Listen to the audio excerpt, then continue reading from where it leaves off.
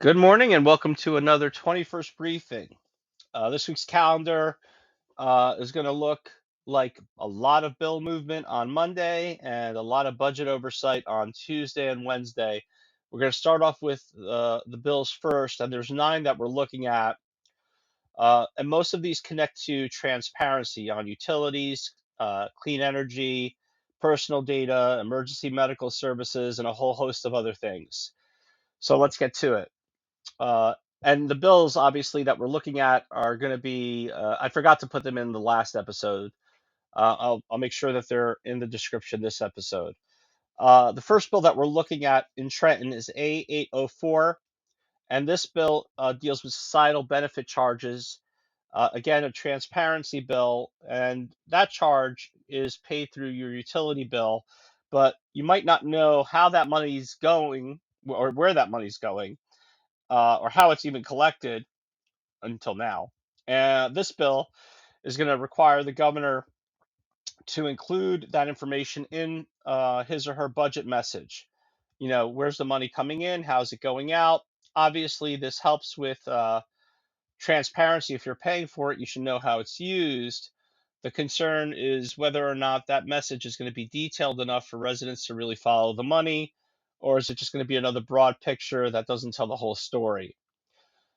And that connects to S1757. S1757. Now, this should go without saying, but just in case, when a bill starts with A, that means it's Assembly. When it starts with S, that means it's Senate. S1757 is going to create an Office of Clean Energy and Equity inside the BPU, the Board of Public Utilities. And the idea is to make sure that clean energy programs reach the communities that actually need them, the ones that deal with higher pollution, higher energy burdens, and it's meant to make sure that the spending on the clean energy spending is targeted to communities that need it the most. Obviously, the concern is accountability. Will those communities really receive it? So, if we're paying for these programs, we should know what that office does, who's going to benefit from it. So, what are the reports? How are we going to track that?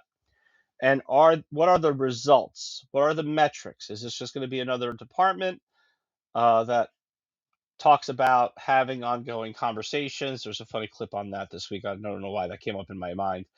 Or is this going to produce real results?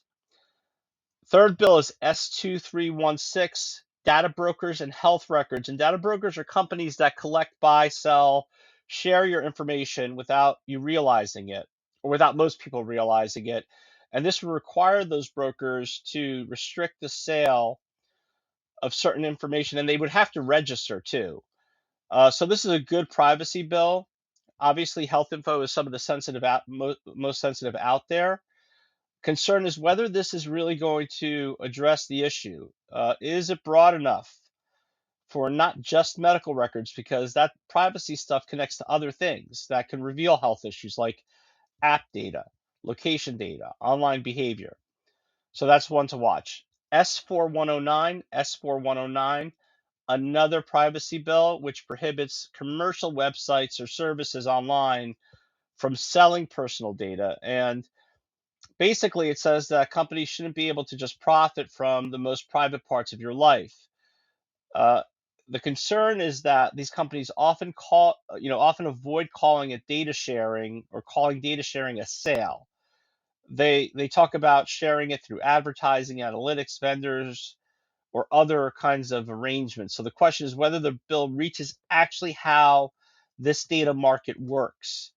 Um, can people or can companies sort of work around this through technicalities and semantics?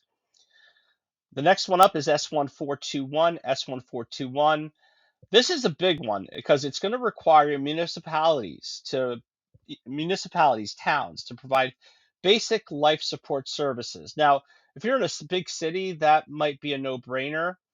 But if you're in small towns or rural areas of New Jersey, this might be a little bit of a game changer. So this would basically affect things like EMS response times, staffing, volunteer squads, budgets at a municipal level, public safety. And obviously, everyone should have reliable emergency services, regardless of where they live. But the problem is the cost. So obviously, is this another unfunded state mandate where the state is saying, "Hey, towns, you have to provide this," but there's no funding coming back to the municipalities to help them with those costs. Six is A5051 that deals with hemp, what the bill refers to as intoxicating hemp drinks and medical cannabis. So it changes the rules around hemp products and drinks and the medical stuff. And the benefit is maybe we do need some clear rules around this stuff, especially the intoxicating hemp stuff, especially stuff that's sold outside of like the regulatory framework. But the question really is this about people or is this about protecting one part of the industry from another? So, that's something that will be an interesting debate to watch if it comes up. Seven is the environmental infrastructure stuff. And that there's like four bills that connect to this. S4217, S4220, S4221, and SCR135. And these deal with the 27 hazard mitigation environmental infrastructure money. And we've been covering flooding and hazard mitigation, and it's just a mess. I mean, you have federal programs that are basically almost impossible for municipalities to sort of abide by in order to get funding.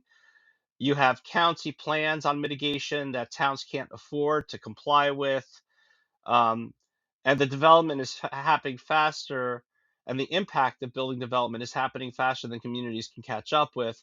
And so, on some level, municipalities have a hand in this too, because you have a lot of local governments that are giving a lot of sweet deals to developers that aren't required under the affordable housing. They frame it as an affordable housing thing, but it becomes a luxury development thing. And a lot of these municipalities can get away with the affordable housing mandate with a fraction of the housing that's going up. Um, so this is a mess all around that's creating havoc on environments. In any event, with these four bills, the project can protect the public. It can reduce future damage from flooding or failing infrastructure. These bills can move pretty quiet though, and it could involve a lot of public money. So the story is usually which towns are going to get the money. What projects are going to be prioritized? Is the money going to be grant funding, loans, future debt? And all of those are loaded. Grant funding arguments have been made that becomes a political tool. Depends on who's in charge of a municipality versus need sometimes. Loans and future debt is just kind of throwing it back on local residents. So that's an interesting one to watch, and it's yet another part of the environmental havoc that's being wrought on New Jersey's, and how we're trying to deal with it. So there's climate change, building development, and we need a way to catch up because it's getting bad out there. The eighth bill is A1502, A1502, the Patient and Provider Protection Act, which deals with pharmacy benefit managers or PBMs, and these guys are middle guys in sort of the prescription drug world. They help decide drug coverage, pharmacy payments, rebates, what you end up paying. Um, this could bring up more oversight to something that's confusing to a lot of people that affects real world items like what you pay for medication and pharmacy access. And the concern is that the regulation is complicated. A lot of folks feel like PBMs need more transparency, but PBMs do help lower costs. So the important question here is whether the bill is actually going to help folks in pharmacies, or is it just going to move things around? The last bill that we're looking at is A3125, which deals with PFAs, which is sort of called the forever chemical in menstrual products. These chemicals don't break down. I mean, you probably know about this. This has been around for a while, but I'll just say it anyway. They break down chemicals. They don't break down easy. I'm sorry, and they raise obviously health concerns, environmental concerns, and this would restrict menstrual products with PFAs that are intentionally added. So obviously that's a good thing. We don't want.